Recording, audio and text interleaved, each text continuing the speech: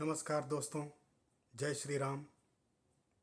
आप सभी लोगों को मैं अग्रिम बधाई देना चाहता हूँ। जितने भी अभी तक एग्ज़िट पोल आए हैं वो फिर से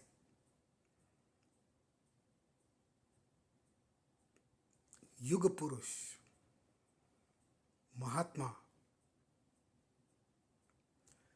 श्री नरेंद्र दामोदर दास मोदी जी को प्रधानमंत्री बनाने वाले हैं।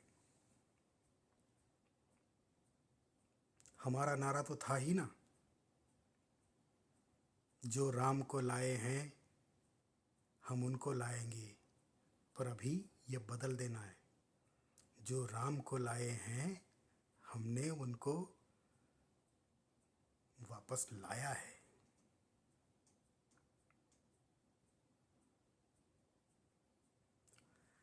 आज बड़ी खुशी है, मन बड़ा प्रसन्न है, प्रफुल्लित है, आनंदित है, क्योंकि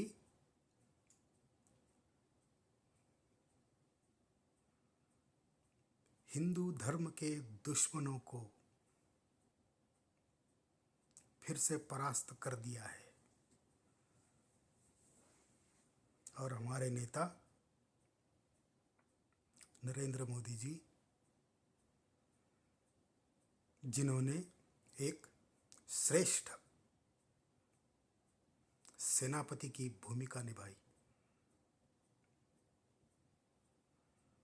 सब मिलकर जो उनके इंटरव्यू हुए, भाषण हुए,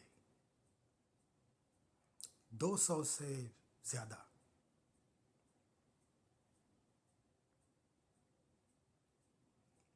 कितने भरकस प्रयत्न किए, कितनी मेहनत की इस आयु में। उन्होंने जो कहा रजत शर्मा के इंटरव्यू में कि भाई मुझे परमात्मा ही रास्ता दिखाता है, वही मुझसे काम कराता है। सच है ना?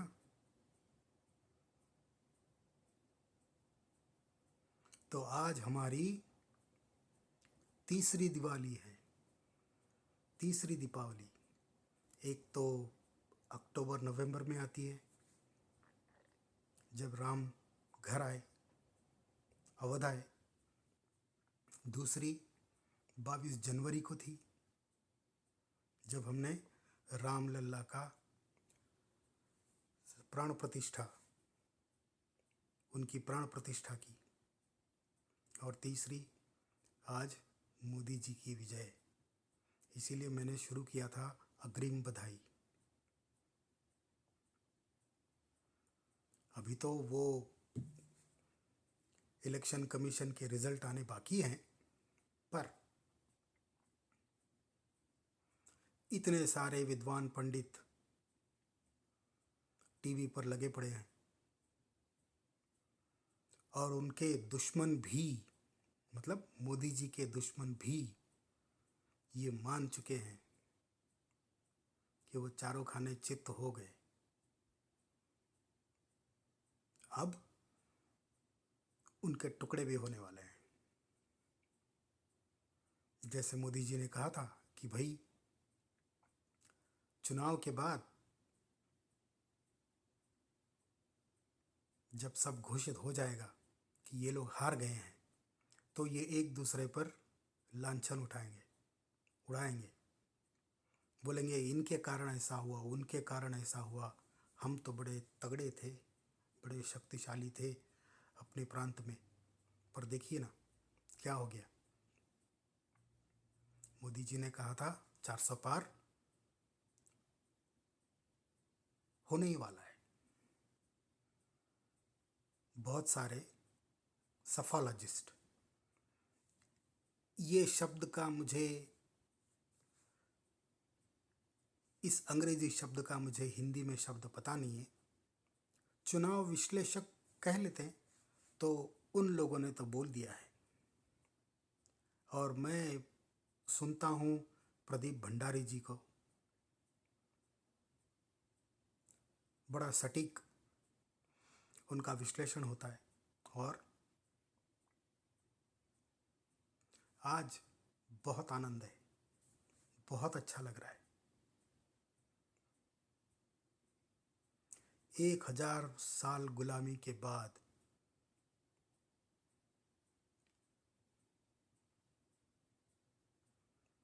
इन सनातन शत्रुओं से हमको मुक्ति मिली है। कांग्रेस सबसे आगे है इन शत्रुओं में। उसके बाद में लालू प्रसाद यादव, उसका पूर्ण कुटुंब, और फिर मुलायम सिंह यादव को कैसे भूल सकता हूँ मैं। राम भक्तों को गोली से मारकर बोरियों में भरकर नदी में बहा दिया। कोठारी बंधु जो कलकत्ता से आए थे, उनकी निर्मम हत्या कर दी गई। मेरी आशा है कि उनके घर में भी आज दिए लगेंगे, दिए जलाए जाएंगे।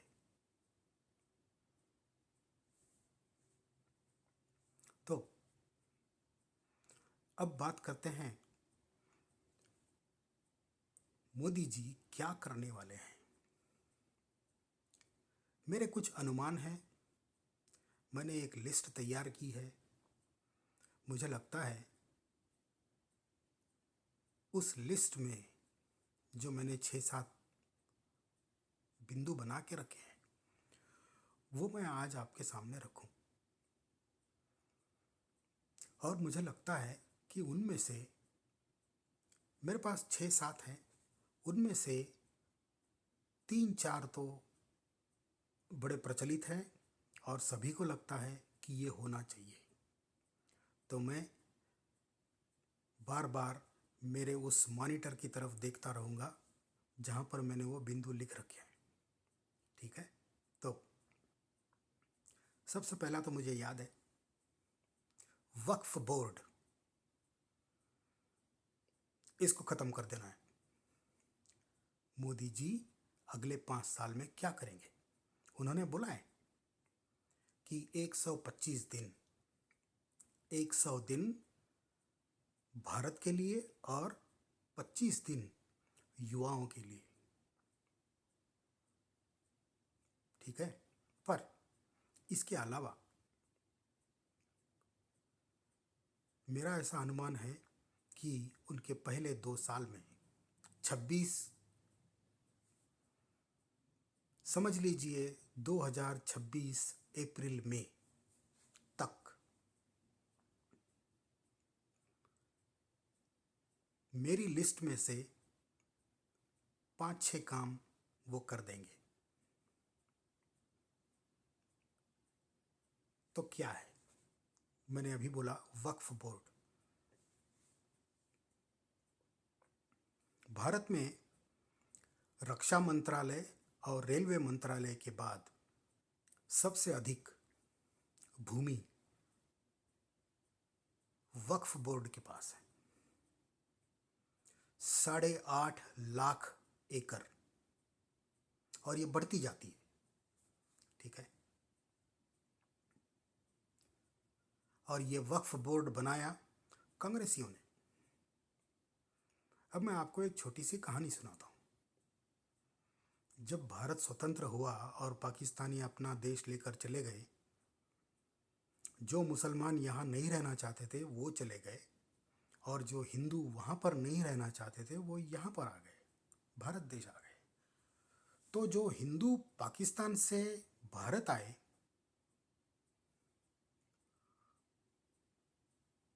उनकी खेती, उनके व्यवसाय, उनका धन, उनका घर, उनकी ज़मीन, ये सब पाकिस्तान की गवर्नमेंट ने एनिमी प्रॉपर्टी एक्ट के तहत मुसलमानों में बांट दी। ठीक है, हिंदू जो भाग कर आए भारत और सब कुछ छोड़ कर आए थे,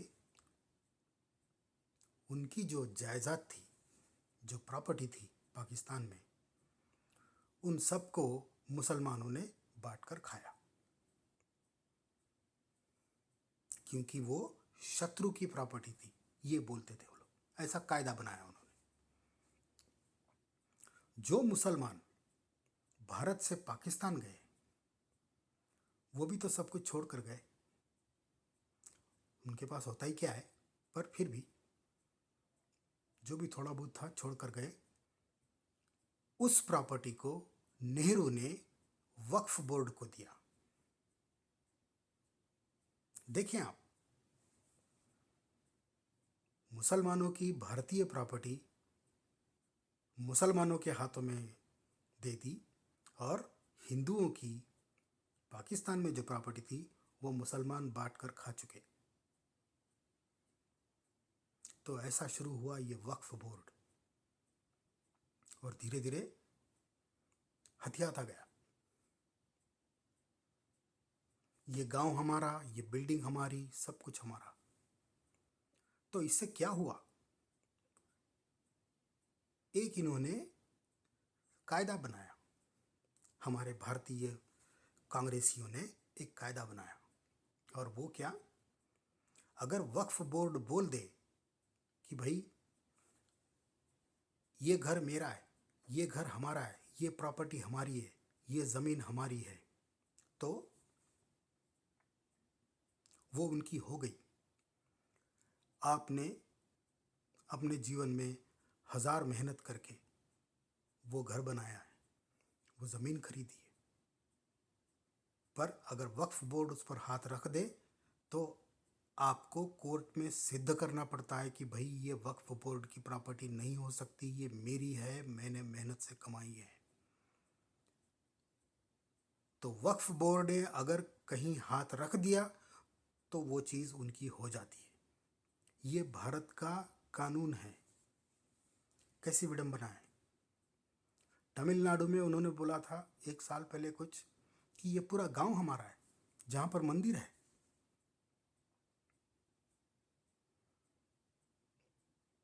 ठीक है, अभी जो पार्लियामेंट बना है, नया पार्लियामेंट, उसमें भी बोलते हैं कि ये तो वक्फ बोर्ड की प्रॉपर्टी पर बना है पार्लियामेंट। तो और एक बात बताऊं मैं आपको, मनमोहन सिंह ने अपनी ऑफिस छोड़ने से पहले, प्रधानमंत्री का कार्यालय छोड़ने से पहले, दिल्ली की 124 ऐसी बिल्डिंगें, ऐसी जगह हैं, मुसलमानों को दे दी, वक्फ बोर्ड को दे दी, जिनकी कीमत अरबों में है। मोदी जी के आने के बाद उन्होंने भरकस प्रयत्न किए और आधे से ज़्यादा ये प्रॉपर्टीज़ अब भारत देश की हो गई है। मैं भारत देश की हो गई है क्यों बोल रहा हूँ, क्योंकि ये वक्फ बोर्ड 8,50,000 एकड़ में अगला पाकिस्तान नहीं बनाएगा, ये क्या गारंटी है।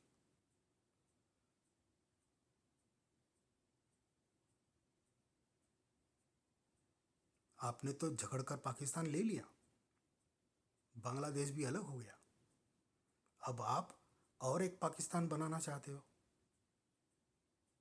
ये वक्फ बोर्ड की प्रॉपर्टी की कीमत आज मैंने देखा 2 दिन पहले, तो वो है 1,30,000 करोड़। ठीक है, 1,30,000 करोड़। भारत की सरकार का बजट 22-23, 2022-2023 4 लाख करोड़ का था।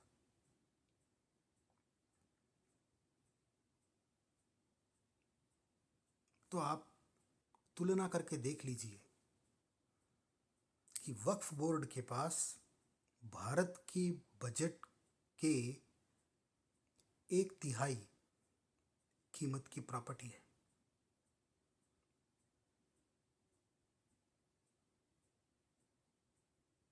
ऐसे इन लोगों ने क्या तीर मार लिए देशभक्ति के, जिसके कारण इनके पास इतना पैसा है। और मेरे अनुभव में, आपके भी होगा, भारत के अनुभव में, ये तो हिंदुओं के दुश्मन हैं। हिंदू शब्द इनको गाली लगता है।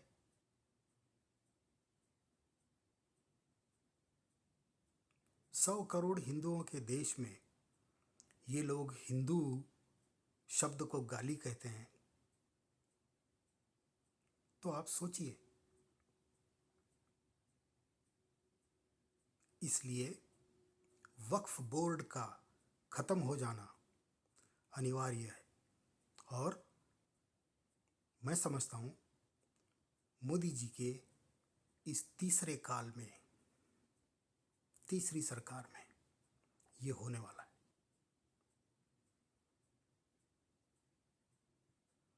एक पॉइंट। दूसरा, यूसीसी, यूनिफॉर्म सिविल कोड, सबके लिए एक कायदा, सबके लिए एक कानून। क्या गलत बात है? ये लोग अमेरिका जाते हैं, इंग्लैंड जाते हैं, ऑस्ट्रेलिया जाते हैं, फ्रांस जाते हैं, वहाँ पर 4-4 शादी नहीं कर सकते। उनको अमेरिका के कायदे के अनुसार ही जीना पड़ता है। 4 शादी करनी है तो पहली छोड़ दूसरी के पीछे जा, दूसरी को छोड़ तीसरी के पीछे जा, एक साथ 4 नहीं चलेगा। अल्लाह ने अगर बोला है, मोहम्मद ने अगर बोला है, तो जो देशों में मोहम्मद और अल्लाह की इज्जत होती है वहाँ जाके रह जा, यहाँ पर नहीं चलेगा। वो लोग तो बोलते हैं, जेल में डालते हैं, तो भारत में क्यों नहीं? हिंदू महासभा के एक बहुत बड़े लीडर थे, बालराज मधोक। उन्होंने लिखा था एक बार कि भाई, एक मुसलमान जज जिसकी 4 पत्नियां हैं, एक हिंदू को जेल में इसलिए डाल सकता है कि उसने दूसरी शादी की, पहली को छोड़े बिना। ये क्या बात है? ए मुस्लिम जज with 4 wifes can punish a Hindu for marrying twice. ऐसा लिखा था उन्होंने, अंग्रेजी में लिखा था, मैं उसका अनुवाद कर रहा हूँ। एक मुस्लिम जज जिसकी 4 बीवियां हैं, वो एक हिंदू को जेल में इसलिए डाल सकता है कि उसने दूसरी शादी की। ठीक है, तो यूसीसी को आना ज़रूरी है। मुसलमान लड़की का हक उसके बाप की प्रॉपर्टी में, उसकी माँ की प्रॉपर्टी में भाइयों से आधा होता है। क्यों? अगर बाप के पास 1 लाख रुपये है मरने के समय, तो भाई और बहन है, एक बेटा एक बेटी, जो कि हो नहीं सकता है मुसलमान घर में, 15-20 होते हैं, पर उदाहरण के लिए मैं बोल रहा हूँ, आसान। 1 लाख रुपये छोड़कर मर गया बाप, तो 50,000 बेटी के, 50,000 बेटे के, ऐसा कायदा बनना चाहिए। नहीं कि भाई उसके पास 66,000 और इसके पास 34,000 भी नहीं, क्योंकि आधा मिलेगा ना बेटे से। इसको 50, उसको 50, ऐसा ही होना चाहिए। तो यूसीसी का आना एकदम ज़रूरी है, एकदम आवश्यक है। तीसरा ना, हाँ, बच्चे 2 ही अच्छे।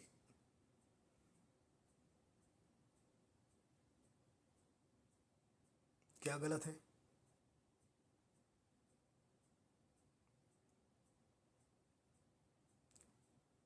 वो अब क्या बोले, सुवर्णी होती है ना, या खरगोश, ठीक है, सुवर्णी बोलूँगा, सुअर की मादा। उनके पिल्ले 15-20 होते हैं एक साथ, और इनके घर में भी ऐसा ही होता है। 2 बच्चों से ज़्यादा पैदा करोगे तो आपको राशन कार्ड नहीं मिलेगा, आपको सरकार की तरफ से कोई सुविधा नहीं मिलेगी जो 2 बच्चों के माँ बाप को या उनको मिलती है। और 2 बच्चों से ज़्यादा हो गए तो आप कोई इलेक्शन भी नहीं लड़ सकते, चुनाव में भी आपको दूर ही रखा जाएगा। चुनाव नहीं लड़ोगे तो कायदे कैसे बनाओगे? चुनाव नहीं लड़ोगे तो ओवैसी जैसा चिल्लाओगे कब, कैसे? तो बच्चे 2 से ज़्यादा, सब कुछ आउट, आपके जीवन से सरकार आउट, उसका कोई फायदा नहीं। ठीक है। ये हो गया तीसरा। चौथा, हाँ, इस बात को मैं बड़ी गंभीरता से बोल रहा हूँ, जो मेरा पॉइंट है। इंदिरा गांधी ने जब इमरजेंसी लगाई थी भारत में, तो उसने सबको जेल में डाला था, जितने भी लीडर हैं, जितने भी नेता थे, सबको जेल में डाला था, केवल कांग्रेसी बाहर थे। तो इंदिरा गांधी ने पार्लियामेंट में एक बिल पास कराया, और उस बिल ने भारत के संविधान को बदल दिया। सेक्युलर शब्द डाला, सोशलिस्ट शब्द डाला, धर्मनिरपेक्ष और समाजवादी, ये शब्द बहुत बार उछाले जा चुके थे जब ये लोग संविधान बना रहे थे, लिख रहे थे। अंबेडकर जी ने ही बोला कि भारत के संविधान में सेक्युलर शब्द की कोई आवश्यकता नहीं है। पर इंदिरा गांधी ने ये घुसेड़ दिया, ये 2 शब्द घुसेड़ दिए, एक तो सेक्युलर और दूसरा समाजवादी, धर्मनिरपेक्ष और समाजवादी। ये देश है हमारा, किसी से बातचीत नहीं, कुछ नहीं, कुछ नहीं, सब लोग जेल में थे, विरोध पक्ष पूरा जेल में था। तो ये शब्द जो घुसेड़ दिए इंदिरा गांधी ने, मुझे लगता है कि मोदी जी जो जाने जाते हैं बड़े बड़े कामों के लिए, ये 2 शब्द निकाल देंगे, बिल्कुल।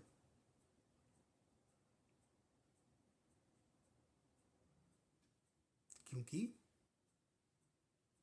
हिंदू लोगों को ये बोलने की कोई आवश्यकता नहीं है कि हम सेक्युलर हैं।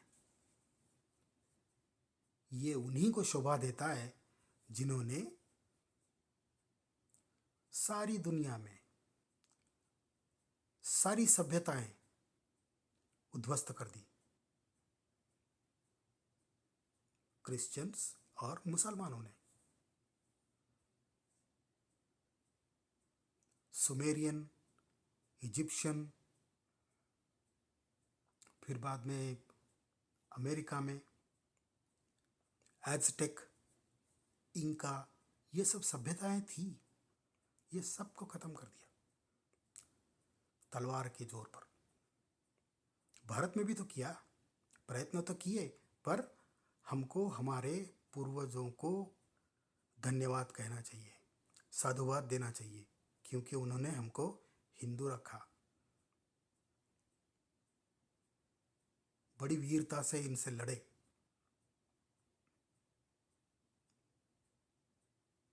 स्त्रियों ने जौहर किया, क्योंकि ये ऐसे जल्लाद थे मुसलमान जो हम पर आक्रांता बनकर आए थे। ये तो मृत स्त्री से भी बलात्कार करते थे, इसीलिए हमारी स्त्रियों ने जौहर किया, अपने आप को जला दिया, सती।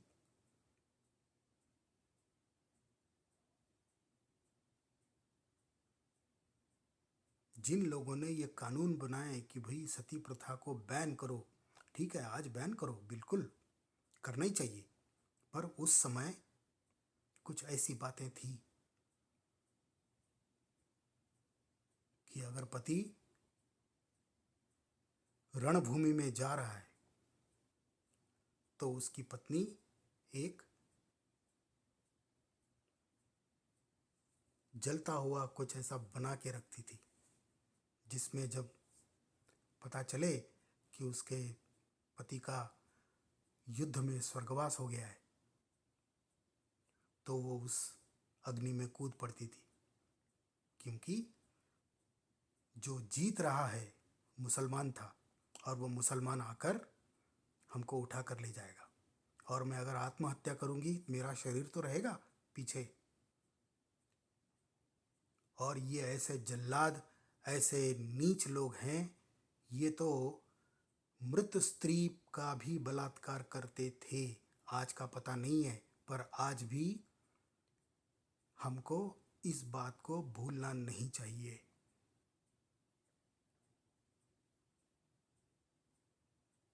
इनके मन में कोई दया माया प्रेम नहीं है। किसके लिए? जो काफिर है। हम तो काफिर हैं।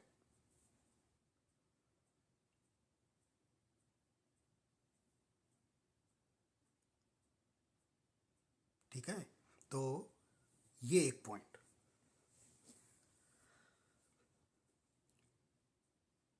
प्रियम्बल जिसको कोई छूता नहीं है, कॉन्स्टिट्यूशन का कोई नेता नहीं छुएगा, कोई सोच भी नहीं सकता, उसको छू भी नहीं सकते ये लोग, पर इसको इंदिरा गांधी ने बदल दिया। तो मेरी इच्छा है और मुझे लगता भी है कि मोदी जी ये दो शब्द भारतीय संविधान से निकाल देंगे। ठीक है, तो अगला पॉइंट। हाँ, दक्षिण भारत का हूं तो दक्षिण भारत के बारे में बात करूंगा। मैं हैदराबाद से हूं, ठीक है, तो दक्षिण भारत में आंध्र प्रदेश, तेलंगाना, कर्नाटक, तमिलनाडु और केरला। ठीक है, इतने राज्य हैं, पुडुचेरी है। दक्षिण भारत के सभी मंदिरों पर उन राज्य सरकारों का अधिकार है। तमिलनाडु के मंदिरों से 5 लाख किलो सोना ये डीएमके गवर्नमेंट ने ले लिया है, रिजर्व बैंक में रखा है, और उसके ब्याज पर ये अपनी सरकार चलाते हैं। तो सरकार चलाते हैं मतलब क्या है? हिंदुओं के पैसे मुसलमानों के लिए भी इस्तेमाल होते हैं, हिंदुओं के पैसे क्रिश्चियनों के लिए भी इस्तेमाल होते हैं। और ऐसे हजारों मंदिर हैं तमिलनाडु में जहाँ पर न कोई पुजारी है, न पूजा होती है, न कोई घंटी है, और उस मंदिर की जमीन को हमेशा हथियाया जाता है गुंडों द्वारा। तो ये हिंदू मंदिर जितने भी हैं दक्षिण भारत में, इसके पैसे ये सरकारें ले लेती है, और जो हिंदुओं को अपना दुश्मन समझते हैं उनको दे देती है। मतलब कुछ पैसे तो खर्चा होते हैं ना उन पर। अगर रास्ता बना दिया, उन पैसों से रास्ते बना दिए, स्कूल बना दिए। अरे भाई, वो हिंदुओं का पैसा है। वक्फ बोर्ड और ये मदरसे ये जो पैसे कमाते हैं, इस पर कोई टैक्स नहीं है।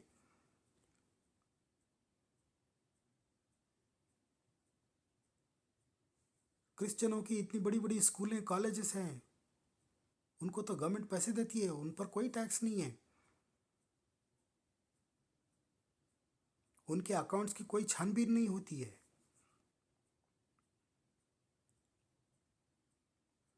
तो ये पैसे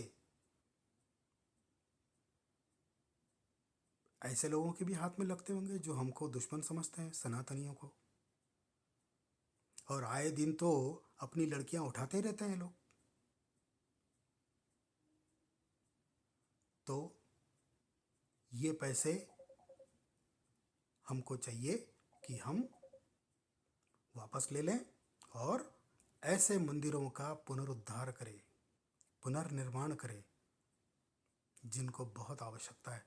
जहाँ पर कोई पुजारी नहीं है, पुजारी भी है तो उसको कोई वेतन नहीं मिलता है, कुछ पैसे नहीं मिलते, वो अपनी भक्ति से पूजा अर्चना करता है। जबकि ये पैसे जो लिए जाते हैं अपने मंदिरों से, मुल्लों को, पादरियों को दिए जाते हैं। क्यों भाई? ये पैसे वापस दे दो। और मुझे लगता है नरेंद्र मोदी जी ये पैसे अपने मंदिरों को वापस करने वाले हैं। और ये जो गवर्नमेंट में ये डिपार्टमेंट है, एंडोवमेंट डिपार्टमेंट, उसको बर्खास्त करने वाले हैं। ठीक है, तो अगला पॉइंट, हाँ, जो भी आज जितने भी लफंगे, बदमाश, लुच्चे, लुटेरे, डाकू जो विरुद्ध पक्ष में बैठे हैं, वो बैठे हैं एक बैलगाड़ी में। बैलगाड़ी अलग, बेलगाड़ी अलग। इनको बेल मिली हुई है इसलिए बाहर हैं ये लोग। तो बैलगाड़ी, तो इन सभी के, कौन है यार, बंद करो, इन सभी की केसेस फटाफट निपटा दी जाए और इनको जेल भेजा जाए। राहुल गांधी पर 10-12 केस है, घूमता रहता है, मोदी को गालियां देता है। उसकी मां का भी यही हाल है।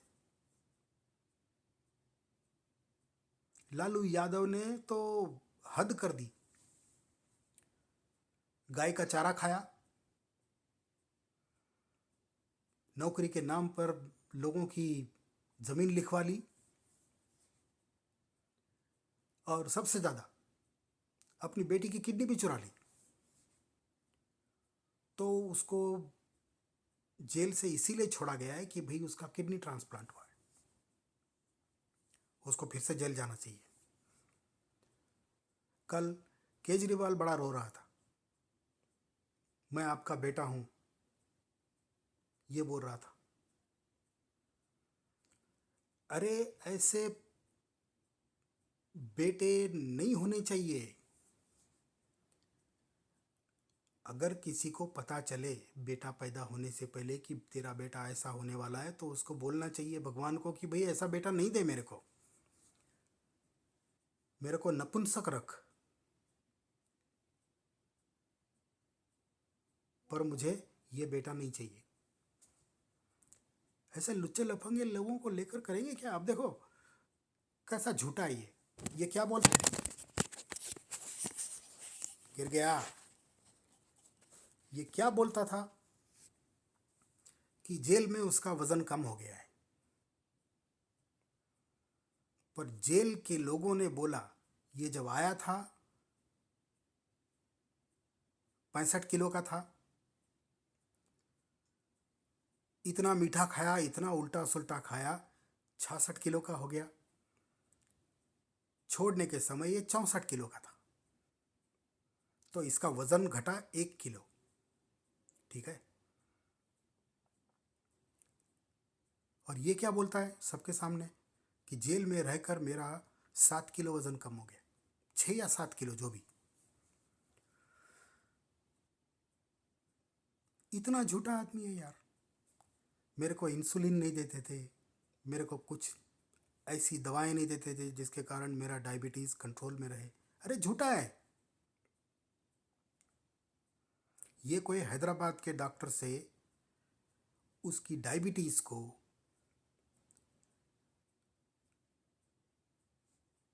क्या कहते हैं उसको, उसकी डायबिटीज़ को रिवर्स करना चाहता था। मतलब डायबिटीज़ हुई नहीं, ऐसा ही कुछ, ऐसा ही कुछ चक्कर है। मेरे को पक्का पता नहीं है, मैं तो डॉक्टर हूँ नहीं, साइंस भी समझ में नहीं आती मेरे को। तो इसीलिए इसने इंसुलिन बंद कर दी थी। इंसुलिन का इंजेक्शन लो तो आप मीठा खा सकते हैं, डायबिटीज़ के लोग। तो इसकी वाइफ सुनीता चिल्लाने लगी, उसको इंसुलिन नहीं मिलता है। अरे यार तुम ही ने तो बंद किया था, क्यों ऐसी झूठी बातें बोलते हो जबकि वो भांडा फूटने वाला होता है। सच को छुपा सकते हो कितने दिन। तो ऐसा झूठा मक्कार और ऐसे कितने लोग हैं।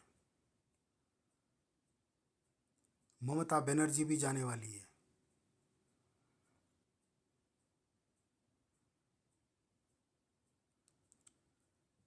मेरे को इस बात का आश्चर्य है कि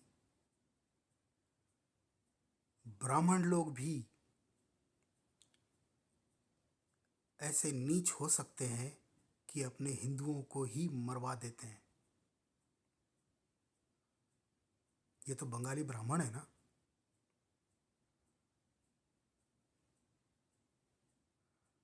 इसलिए उस जज ने पूछा था तेरी कीमत क्या है, जितना पैसा तू अपने मेकअप पे खर्चा करती है।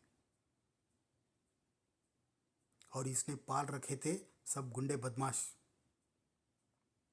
अब देखो ना, हाई कोर्ट का ऑर्डर आया कि भाई जितने भी शिक्षक, स्कूल टीचर आपने 2016 में नौकरी पर लगाए, सबको निकाल दिया। और उनको बोला गया कोर्ट द्वारा कि भाई जितने पैसे आपने कमाए इस नौकरी में, सब पैसे वापस।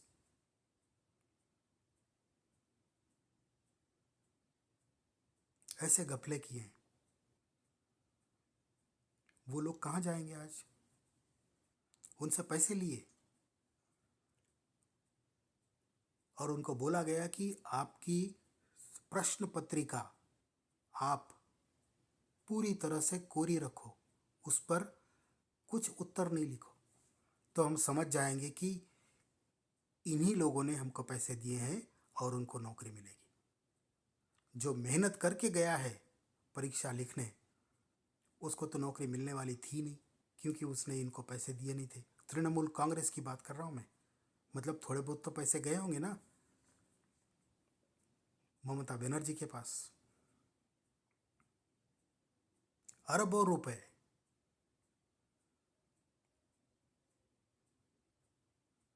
तो इन सबको त्वरित, जितनी जल्दी हो सके उतनी जल्दी जेल में, हमेशा के लिए।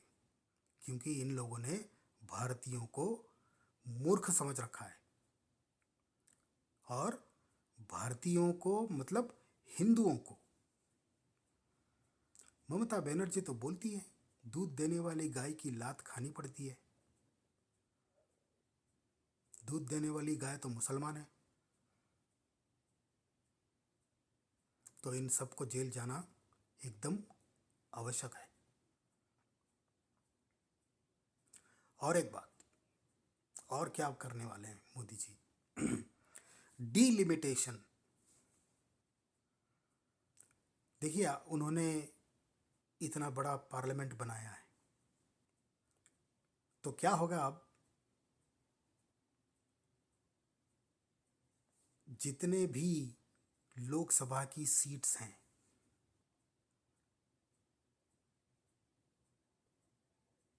उससे ज़्यादा हो जाएंगे। आज तो 500, क्या यार वो शब्द नहीं आता मेरे को, 43, 543 सीट्स हैं। अब हो जाएंगी 800 से ज़्यादा। मतलब प्रत्येक कॉन्स्टिट्यूंसी को छोटा किया जाएगा और लोकसभा की सीटें हो जाएंगी 800 से ज़्यादा। उसके बाद एक बहुत बड़ा चमत्कार होने वाला है, और वो ये कि कोई नहीं बोल पाएगा कि ये मुलायम का गढ़ है, ये अकल्लेस गाढ़व अखिलेश इडियट उसका गढ़ है। ऐसा कोई नहीं बोल पाएगा। हैदराबाद, कौन है वो, ए सैड बुद्धिहीन ओवैसी, उसका गढ़ है। ऐसा कुछ भी नहीं होगा। तो अगले 2-2.5 साल में ये होने वाला है। लोकसभा की सीट्स 543 से 800 से ज़्यादा होने वाली है। ठीक है। और एक बात, आखिरी बात है, बहुत ज़्यादा हो गया लंबा चौड़ा। हाँ,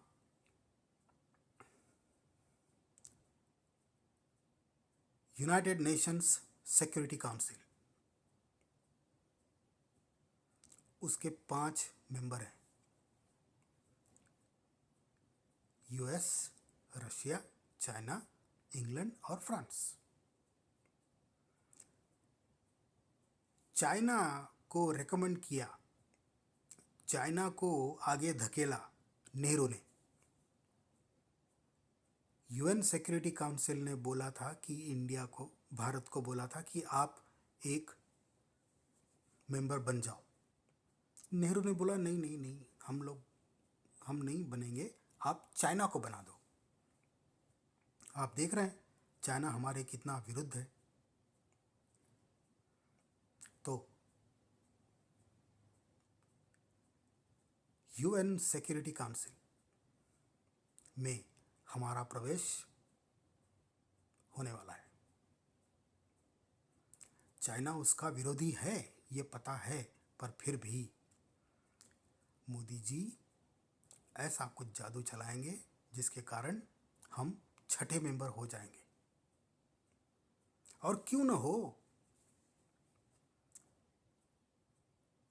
हम किसी से कम नहीं हैं किसी भी बात में। आज हमने ब्रह्मोस मिसाइल दी फिलीपींस को, चाइना डर गया। वो जो नखरे कर रहा था ना, फिलीपींस की बोट, छोटी छोटी बोटें डुबा रहा था, मछली पकड़ने वाले, उनको डरा धमका रहा था। मतलब अपने गलियों में ऐसे गुंडे होते हैं ना, छोटे छोटे बच्चों को मारते हैं, तो ऐसे काम कर रहा था। तो ब्रह्मोस मिसाइल जब हमारी गई फिलीपींस के पास, फिलीपींस ने खरीदी है ना, $380 मिलियन कुछ है, 38 करोड़ डॉलर। तो चाइना तो चिल्लाया पहले, पर वो मोदी जी हैं, वो तो अनदेखा कर देते हैं। अगर कोई बात भारत के लिए है, भारत के पक्ष में है तो, और हम तो चाइना को 2 बार पानी पिला चुके हैं, 3 बार। 2 बार मोदी जी के राज में, एक बार 1967, 67, हाँ, समडरोंगचू वैली, ठीक है, वो मेजर शैतान सिंह, आपने सुना होगा, उसका नाम ही शैतान सिंह था। तो और फिर बाद में डोकलाम में, गलवान में हमने इनको सिखा दिया, छेड़ोगे तो छोड़ेंगे नहीं।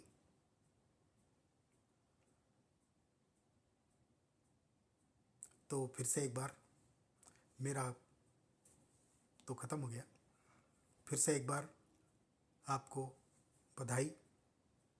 मोदी जी को आपने लाया, हम सभी ने लाया। वापस, जो राम को लाए उनको हमने वापस लाया। जय श्री राम।